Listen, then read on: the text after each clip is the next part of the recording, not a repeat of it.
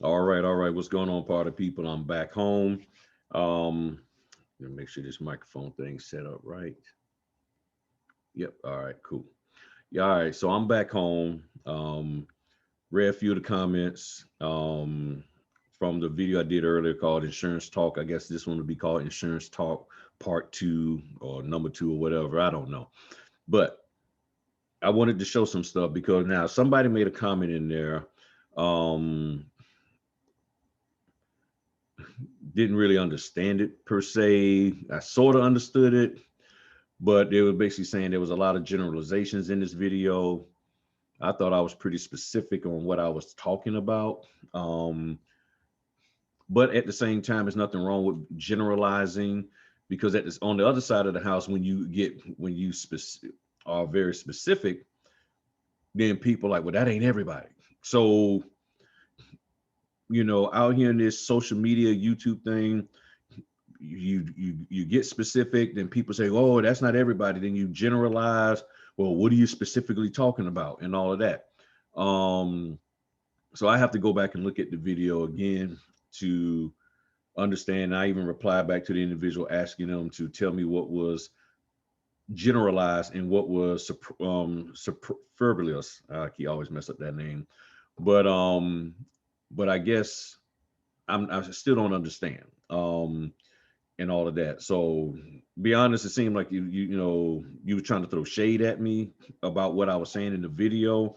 So I'm the type, if I'm saying something that is not clear, just say so instead of saying what you said. Just go ahead on and just say, hey, I didn't understand this, or I don't think you should have said that.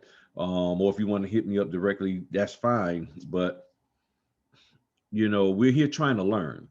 So there's a lot of people, and the term, like I said in the reply, is not mumbling gums, it's bumping your gums. Basically, just saying you're just talking, running your mouth in these Facebook groups, saying stuff, and you're not providing any proof. That's what I'm talking about. So to the person that's what I'm addressing and talking about, because there's people out there in these Facebook groups. And even yesterday, from what I heard, they got on YouTube talking about it, but they're not bringing any kind of proof, any kind of receipts, any kind of options. They're just saying, this ain't happening, that ain't right. And I'm like, okay, if you're going to sit up here and come on anything, it's bring some kind of receipts, bring some kind of proof, or admit that this is my personal feeling, this is my generalized thought or whatever, and be clear rather than trying to make stuff seem so matter of fact. And yes, sometimes I do, and I admit that, and I'm fine, and I don't have a problem being corrected, okay? But a lot of these people are just saying stuff and then running back inside the house, and they have no evidence, no proof to back up any of what they're saying. So again, even in what the gentleman, I believe it's a gentleman or a young lady said in the comment, still nobody answered the question, what loan signing activities are you asking to be covered? They said in the thing that they asked specific questions. Okay, and I replied back to them in the comments, what specific questions did you ask and what were the answers? That's very generalized. I need to know, we need to know what are people saying needs to get covered. That's the thing, because people are saying they don't cover loan signings. What in loan signings is not getting covered? And yet I have not seen anybody to tell me that. So if you're going to reply and say that there's something wrong with the video I'm doing, all that, okay, that's fine. That's your right. If you're saying you talk to companies and whatever, give details. Provide that so that we can learn, so that we can understand what it is. Because if that's an activity that needs to be covered, and then this insurance company doesn't cover it, but this one over here does, then cool. We can go with that, okay? So let me share my screen here. so I can show y'all what I was talking to y'all about earlier, that the company that I found. So this Munro and Company, this is the company that I found. Let me bump this up a little bit. So I found this company out here. I was just doing a search. I forgot what the search phrase was. And signing agent liability insurance. Should an experienced signing agent like you be covered by signing agent errors and omissions insurance?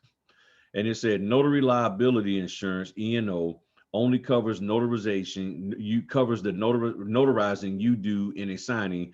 It does not cover your signing agent duties. Again, what are the signing agent duties?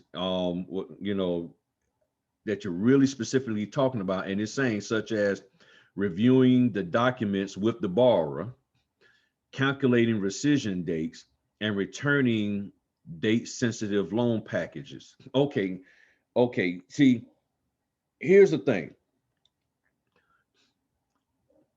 and I'm gonna do a video on this, and I'm gonna just put it. I'm gonna do a video on what is called witness closing. In certain cases, we are not to review, and see, when you're saying such as reviewing the documents with the borrower, this goes all the way back to videos I've been saying the whole time. How deep are you getting into the reviewing? Because if you get too deep in the reviewing of the documents and you share the wrong information, now you're getting in trouble. So why put yourself in that position? So what are you reviewing in the documents with the borrowers that could get you in trouble, which means it is a non-notarial act. It is not an act that a notary probably should be doing. So how deep are you getting in there? Calculating rescission dates. That is the easiest thing to do. Calculating rescission dates is the easiest thing to do. Hold on. Let me stop this. I got to pull this up. All right. Where is it? Where is it? Where is it? Where is it? All right. Calculating rescission dates. That is not something that should be difficult. Boom. I have this starred in my Adobe Acrobat, and I can pull it up on my phone. Today is February 24th. Rescission ends the 27th. So how can you miscalculate the rescission dates? Calculating rescission dates should not be an issue. Okay, it should not be, because if you have the NNA's calendar, Notary Rotary has the calendar, and many others, there's no way you could screw that up if you're following the calendar that's already out there. So they made this easy. All right, so let me go back to the other screen. So you're saying, okay, so such as reviewing documents with the borrower. Virginia, we're a witness closing state. We are not allowed to do that. And I'm gonna do a video detailing that. And I've been trying to, but all this other stuff keeps popping up that I feel I need to deal with. So reviewing the documents with the customer, we have to be careful about that. That tells me right there that, okay, if I review the documents with the person, there's a chance that I could say something that could skew the whole signing. What y'all don't realize is legally, the notary is supposed to be a neutral third party. We are not supposed to be in there influencing the decision of signing or not signing in any way, shape, or form. We are to be neutral in the whole process.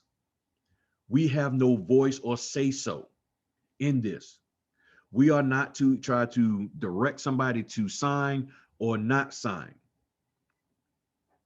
Period. So reviewing documents in Virginia, we ain't supposed to be doing that in the first place. Calculating rescission dates. You got a calendar that you can follow. How can you mess that up? And returning date sensitive loan package.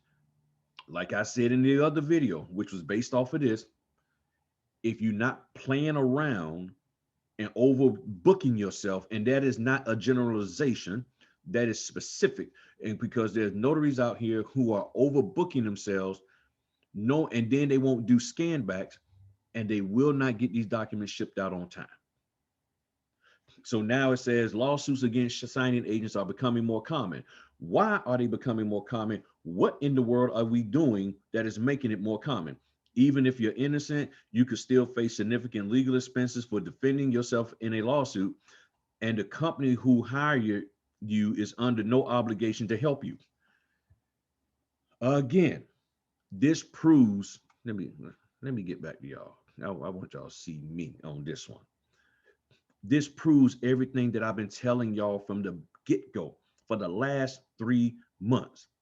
If somebody's going to tell you, you need to explain these documents, guide them in filling it out, help them understand it, make sure they understand what they're doing and all of that. Where's the top cover? There is no top cover. If you do this stuff that the title and escrow people probably supposed to do, or the loan officer supposed to do, but they're asking you to do it as a notary because, oh, I'm sorry, loan signing agent, because they're paying you $250, $300 to take on this extra responsibility. What is their obligation to protect you if you accidentally do something wrong? You unintentionally do something wrong, because you're not perfect. One thing we can all agree on: there ain't none of us notaries out here / loan signing agents who are purposefully trying to mess up the signing. That much I do know. So that we can all agree on. If there's anything that us notaries, loan signing agents, NNA certified, whatever, can agree on, is that we are not purposefully, lips a little chapped, that's why I'm having a hard time saying certain words. We are not purposefully trying to mess up a loan closing. We are trying to get it done so we can get paid. But in that exuberance to get it done, we might overstep our bounds. And again, it goes back to notarial acts. What notarial acts are you doing? What should you be doing it in the first place? Should you be doing it in the first place? So the company who hired you is under no obligation to help you. As an independent signing agent, you have unlimited personal liability for losses caused by your errors during the signing. Signing agent E&O insurance is designed to fill the gaps not covered by traditional notary E&O insurance. Signing agent E&O insurance provide coverage for all of this stuff.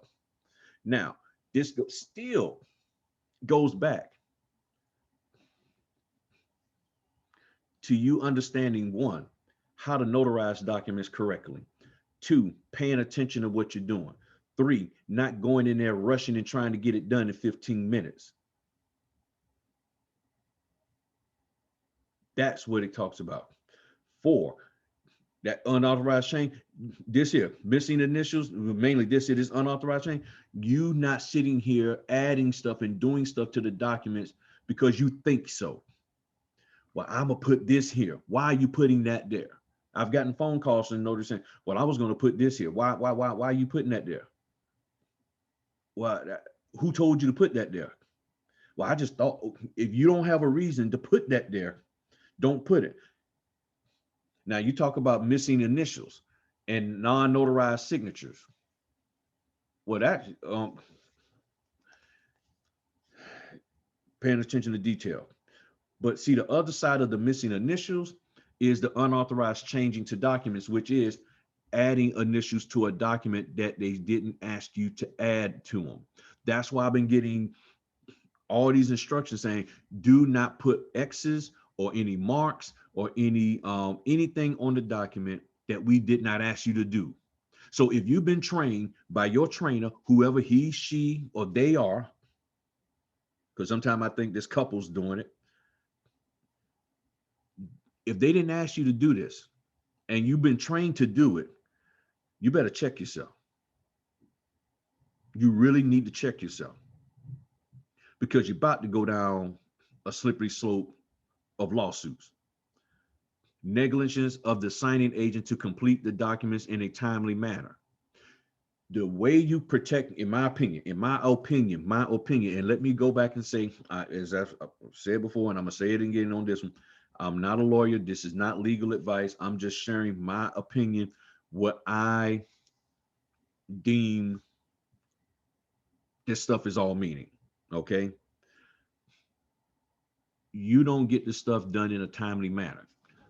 What is that? What does that mean? What is the timely manner? That needs to be defined between you and the signing company. And then you need to communicate to them why it didn't happen. So, case in point, let me come back to y'all.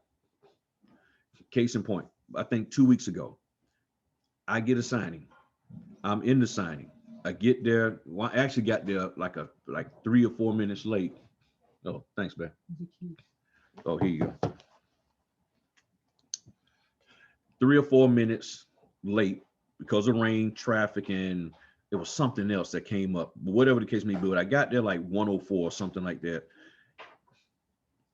So I'm there, and we actually could have got done in about 30, 35 minutes. As soon as I sat down, they were like, we need to see the documents. So I give them their copy. We spent, now during this time, they already had the IDs. I got the IDs.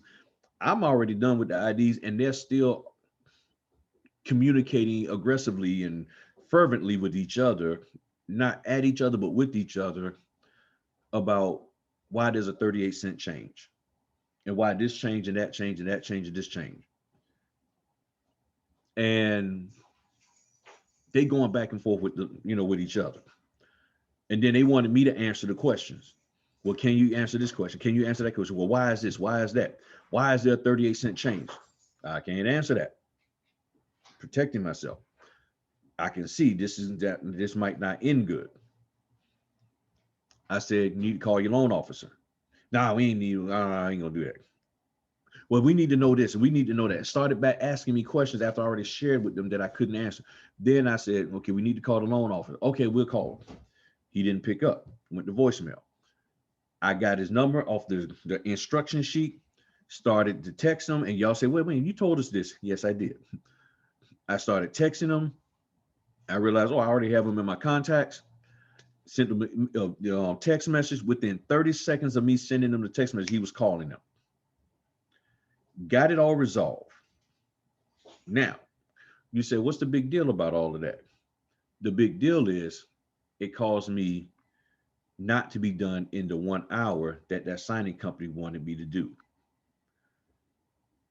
Because we was like 20, almost 30 minutes into the signing before we really got started with signing documents. Because even after the 20, maybe 25 minutes with the loan officer, there was still another 5 minutes or so of them going back over the documents and trying to make sure they understood and whether or not they believed the guy. So, and his conversation with them was probably 10 minutes or so. So come 2:04, I'm getting a phone call. Are you done? I'm like, what do you mean? Was there a problem?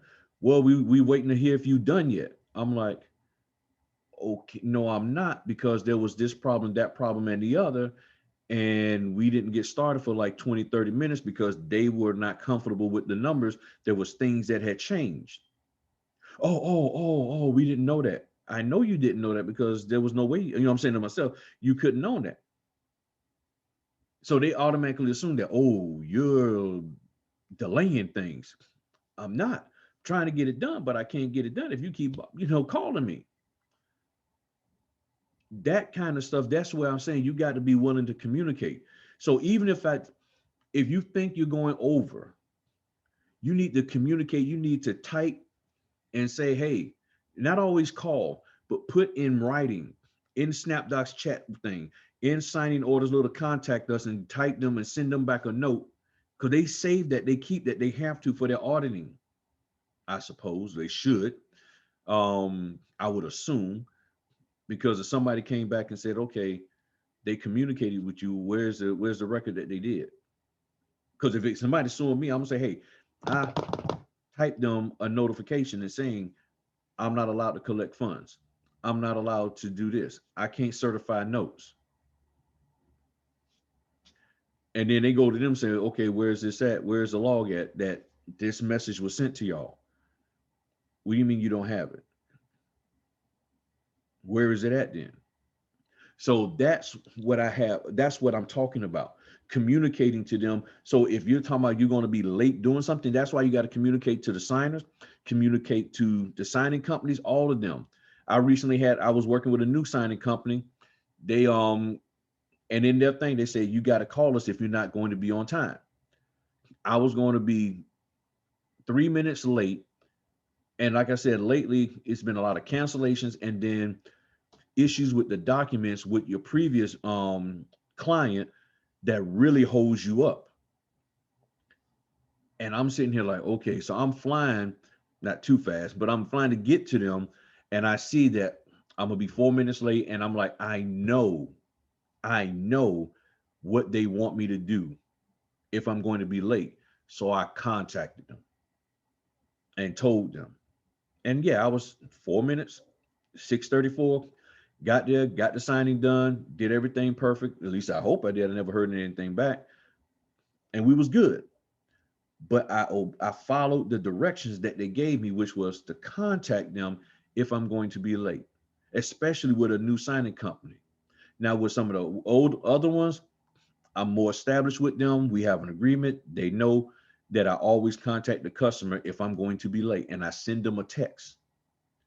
I will still call them sometimes if I can, but I will send them a text. Say, hey, text them, I'm on my way. This is Griff the Notary.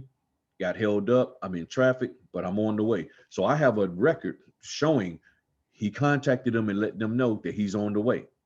Even if it goes to their house number and tries to get left on their phone, house phone, they got it. So those are the things that I do to ensure that if I am running late, I'm covered to some degree. Slow return on date sensitive documents. You got to ship the stuff out on time, people. You can't be playing around. From the first day that I got into this business, one of the first things that I heard and I saw was on a NNA conference. I can't remember what year. And they talked about the fact that signing agents would not ship documents back. They would leave them in their trunks for 2 and 3 days. Let that sink in for a little bit. Now, here's the thing. Why are signing agents being sued? Because they're doing these things. Why are you doing these things? All this training, let me come back to y'all. All this training that you are paying for, and you are still doing those things.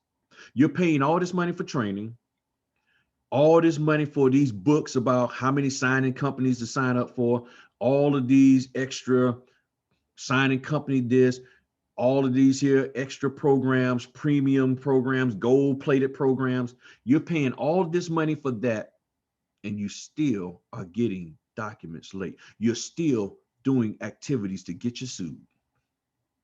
Now, whose fault is that? And that ain't no generalization. That's specific. Whose fault is that?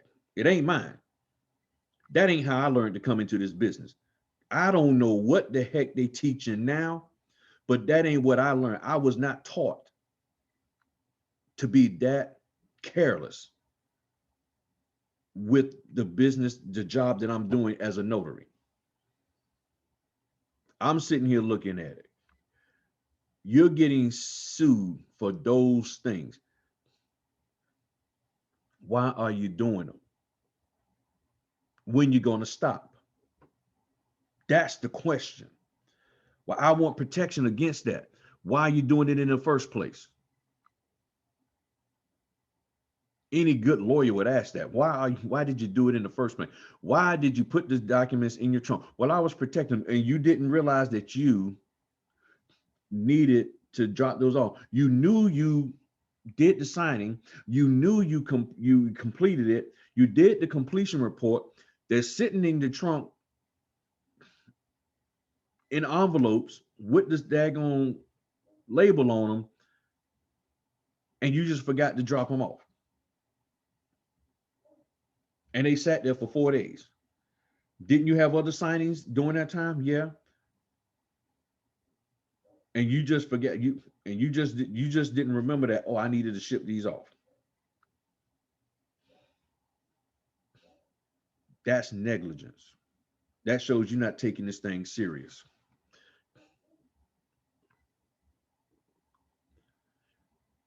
So in order to qualify, you must have signing agent training and earned certification. Now, the question is, who's the certification from? Is it these I'm going to teach you how to make money trainers? Is that the certification they're talking about? Or are they talking about the NNA certification? Hold a membership in a professional association. The only professional association that I know of, well, I think there's other than National Notary Society, National Society of Notaries. So you have that one, and then you have this one, and then keep a register or a journal. And then they offer policies through Hiscox and Markle. And where is that thing? Where is it? Here it is. Hiscox policies are designed for new signing agents who are just starting out with less than 3 years of notarial experience. Notice what it said here. Didn't say loan signing agent. It said notarial for signing agents with 3 years or more experience as a notary, not a loan signing agent, as a notary. We offer policies through Markle. And then all of their details, and then you can apply. Personally, I don't care who you with. What I'm concerned about, to be honest, is you doing this stuff right here. You jacking stuff up right here. You should not be doing that. That's the problem. You can have all the insurance you want, but here's the thing. If you are purposefully doing these things, so you got insurance to cover you for the lawsuit of you not notarizing the documents right. You got insurance to cover you for you incorrectly dating the right to the rescission right to counsel. So it happens to you on March 1st. Come May 13th, you're doing it again. Come June 22nd, you're doing it again. The question is why you keep doing it. That's what I'm trying to get y'all to understand. There's certain things that we shouldn't even be doing. As I always tell my children, there's just some roads you don't need to go down. And many of you going down a road concerning this notary business that you really, really shouldn't be doing. That's the truth of the matter. Why are you going down those roads? So let's look at this other one. The person had commented in the thingamajig on YouTube on the other video, said that they went here. I believe this is them Coversmart. That's what they said in the thing. They said, where is it? They said Hiscox and all of them. Why can't I find it? Oh, there it is, Coversmart. So they went to Coversmart. So I'm guessing this here. This says insurance for notaries. Are you an individual notary looking for business insurance? We are here. We are ready to help. All right, that's good. So they got option 1. They got option 2. All right. I have no idea about these companies. I don't endorse them. Nobody's paying me for any of this. And again, this is just my feelings, my personal opinion. Again, if I'm wrong, I never have a problem with being corrected. But if you're going to sit here and try to slam me over what I'm saying, bring some receipts. Okay. It's just that simple. Just making statements and then running off and telling me best wishes and all of that. Nah, okay, that's you're slightly throwing shade at me, and I don't mind if some shade need to be thrown at me. Okay, fine, but help me grow so I can get out of the shade. Okay. Just saying stuff don't work. Okay. So this is all that they say they cover and all this, that, and the other. One of the things that I wanted to cover with y'all talks about general liability, business, personal property, all of that. Down here, again, this is talking about you as a notary acting right and conducting your business right. Keep a log of all notarial acts. Stay disciplined with the basics. Do not notarize documents you don't know that contain false content. So if you know it contains false content, don't touch it. Do not allow another person to notarize on your behalf. Do not notarize over webcam. That's something people been doing. You better find out from your state whether that's allowed. Communicate directly with the signer. Most states do not allow you to communicate to the signer through an interpreter or translator. Check the requirements of your state where you conduct business. That's Coversmart. All they're saying in a nutshell is simply this: run your business right. You cannot put yourself in a position where you're just out here doing whatever you want and then people are supposed to just cover you for your mistakes. What I'm surprised is not being covered, and what I think needs to be dealt with is, I don't know what that is the I ain't doing scan backs when I know I'm supposed to, because you have a term of service agreement with these companies. You have agreed to conduct yourself in a certain way.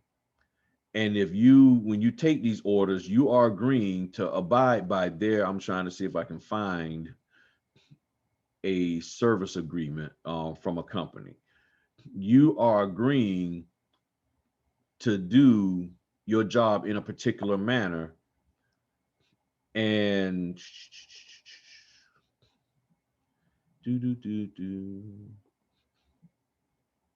so it's called terms of service. So let me bring this over here and share.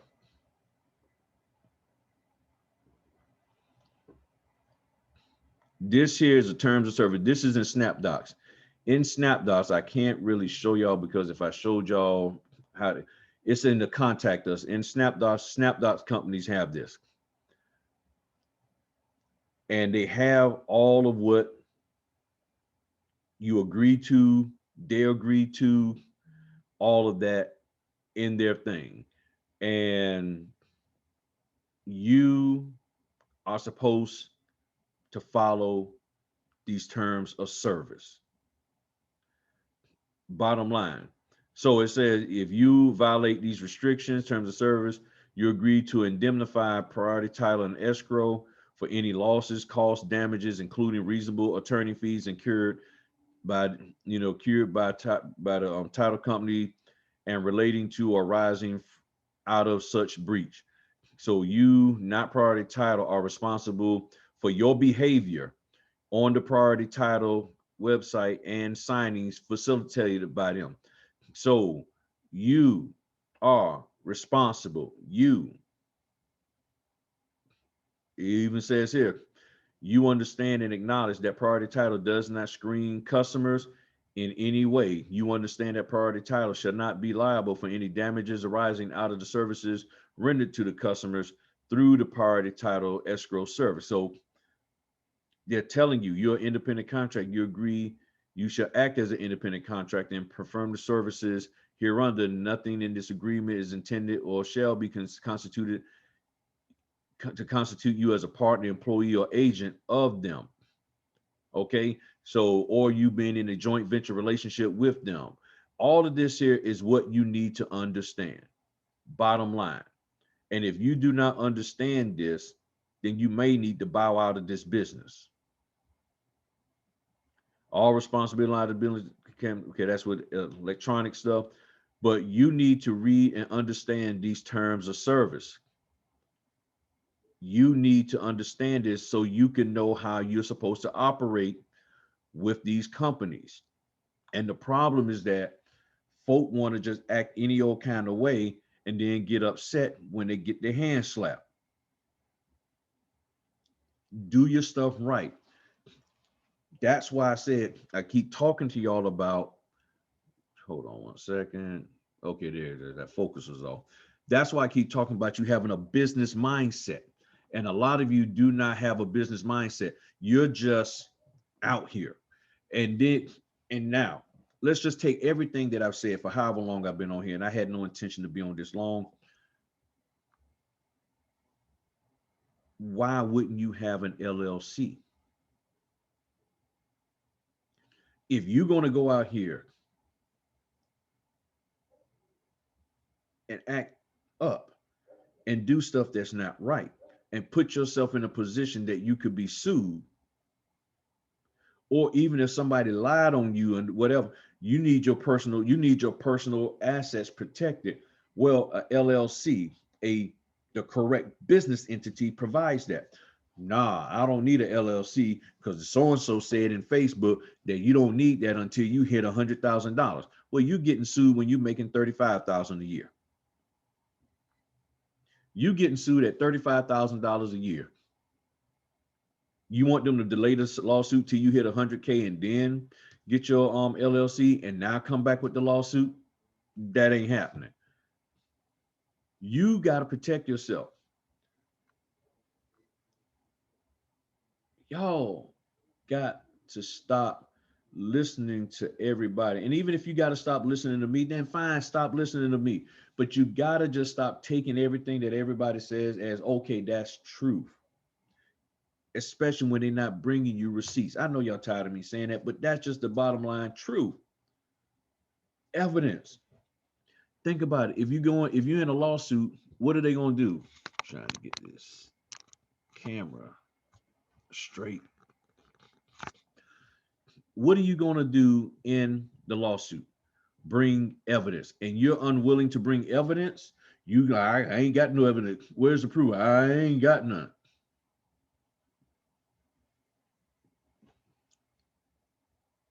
And they got evidence against you, but you ain't got none to back up what you did.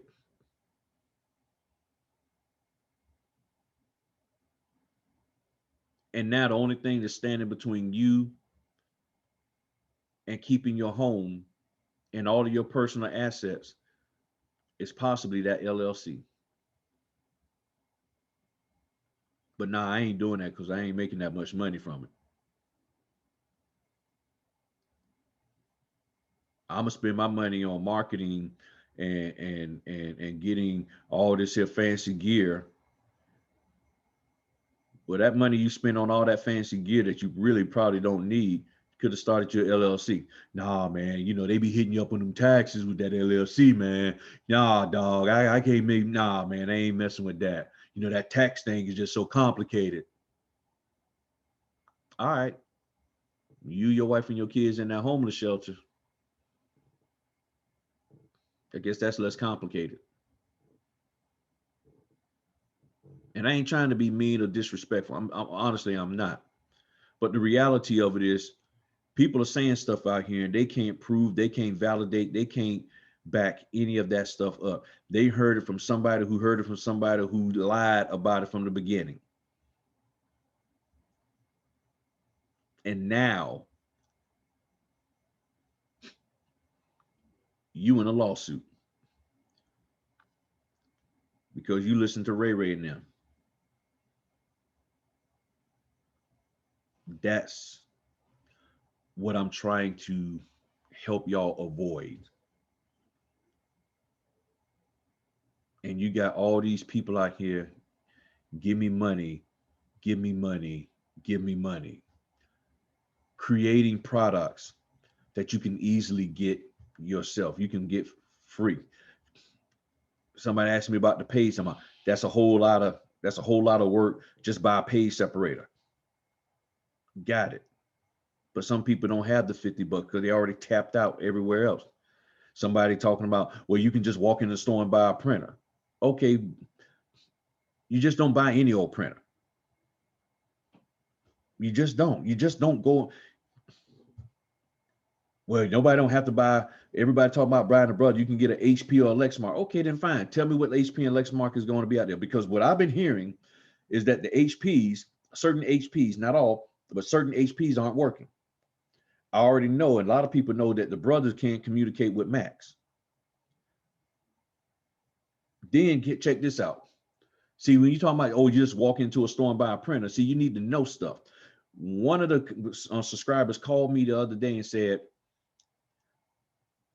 they got to figure out what printer they can buy that is within the California admissions guidelines, because they have a Mac, they wanted a dual tray, and the one that they have does not meet the California, admissions guidelines, meaning the stuff that it admits out.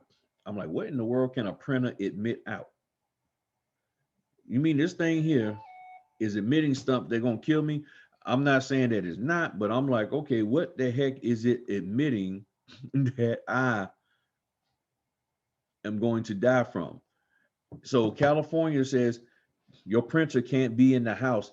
That printer has to be in the office. So it's certain printers that they can't even have, from what I've been told. And if I'm wrong, I stand corrected. But what the young lady shared with me, I can't buy these printers because they're not for home. They're for office because of the emissions that come from them. So how can you just walk into a store and just buy a printer? See, that's what I'm saying. People just, their gums. Yeah, I'm a little hot today. I ain't gonna lie to you. I'm not saying you can't have insurance. I don't care which insurance you get, long as it covers you, and as long as you do your job as a notary signing agent / loan signing agent correctly. Whatever you want to call yourself in this here game, that's on you. The bottom line is, how do they look at you legally? I'm a loan signing agent. You can't sue me. I'm a notary. I ain't getting. You are the one who did the act. You are the one who did it wrong. We're suing you. That's what it boils down to, people. So I think hopefully at this point that I've made my point. And if I have to do another video to expound on stuff, we'll do that. If somebody knows some information that I don't know concerning this, and have all the information together to just completely debunk every single thing that I said and make me eat crow, which I'll put it on the smoker with some pecan wood and smoke that bad boy up, then let's do a Zoom together. I'll invite you, do a Zoom, I'll record it, and then we'll post it up here, and you can educate me and everybody else to the truth. I'm for that. But if you're not willing to do that, I would never tell you to keep your comments to yourself. Feel free to say whatever you want to say. Just understand, what you say, somebody will respond.